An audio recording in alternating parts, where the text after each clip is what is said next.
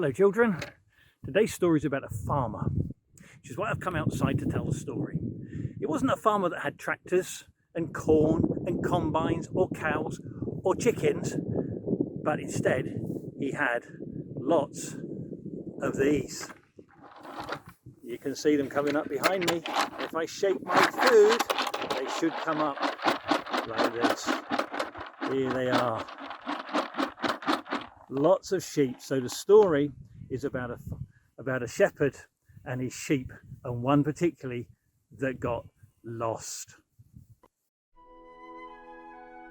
There was once a farmer who had 100 sheep. He knew them all by name and loved each one of them. He made sure they had everything they needed: a shelter to protect them from the wind and rain, fresh food and as much water as they needed every day. He also made sure they were kept safe with fences and a gate. This was important because outside there were lots of dangers: foxes and wolves that wanted to eat them, rivers they could fall into, and bushes they could get caught in. There was one sheep, perhaps we could call him Baa-rry, who was very inquisitive. He often watched the butterflies and birds and the bees and thought how wonderful it would be to be free like them, free to go wherever he wanted. One day he noticed that the gate had come open. This was his chance, he thought. Looking around, he saw that the shepherd wasn't looking, so he quickly made his way to the gate and slipped out. Outside, there were so many new and exciting things to see. Flowers and plants he hadn't even seen before. No fences or gates to stop him going where he wanted. At last, he thought, I'm free! For a long time, he wandered along, not really looking or thinking where he was going, until he thought it was maybe time to go home. And it was then that he realised he didn't know where home was. He didn't know where he was, nor how to get home. He was lost and had no friends and no one to take care of him. Back at the farm, the shepherd had started to look around at his sheep. There's Ewan, he thought. There's Barbara. There's Sean.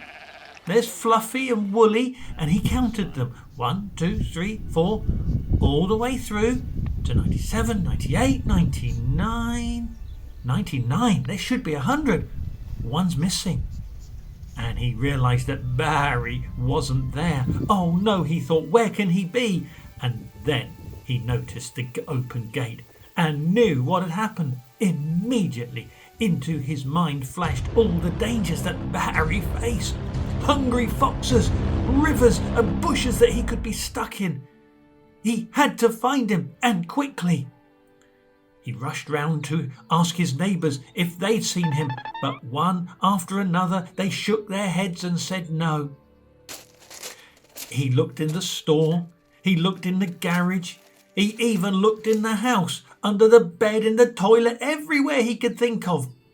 But Baa-rry was nowhere to be found. He went outside and started to run down the lane, and that was when he heard a faint "ma." Where did it come from?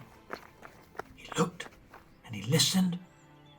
The sad sounding "meh" was coming from behind the bales. And there, hidden away, scared and frightened, he found Baa-rry. He didn't tell him off, of course. He was just so happy to have found him. He gave him a stroke and a cuddle and quickly took him home. The farmer called all his friends and told them the good news and invited them round for a party. I found Baa-rry, he said. This is such good news. Come on round. Let's have a party to celebrate. And that's what they did, because the sheep that was lost had been found. That's a great story. That's one of my favourites in the Bible. And it's about the shepherd. And in the story, Jesus is like the shepherd. And he says that we're like the sheep. The shepherd loves the sheep a lot, and Jesus loves us. even though sometimes, like the one sheep, we wander away, we get selfish, and we want to do things our way. We don't like other people telling us what to do. Sometimes we get cross and we're not nice and we break God's rules, but he still loves us. And he loves us so much that Jesus came to the earth from heaven, and he died on the cross so that we could be his friends, to forgive us for all the wrong things that we've done. The big thing about this story is that even when we mess up, Jesus still loves us and he wants us to be his friends. And that's why he came. And he's really, really happy when he finds us and when he rescues us and we're his friends again.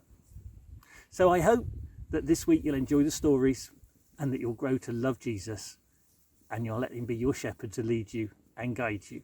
Great story. God bless, and we'll see you again before too long. Bye.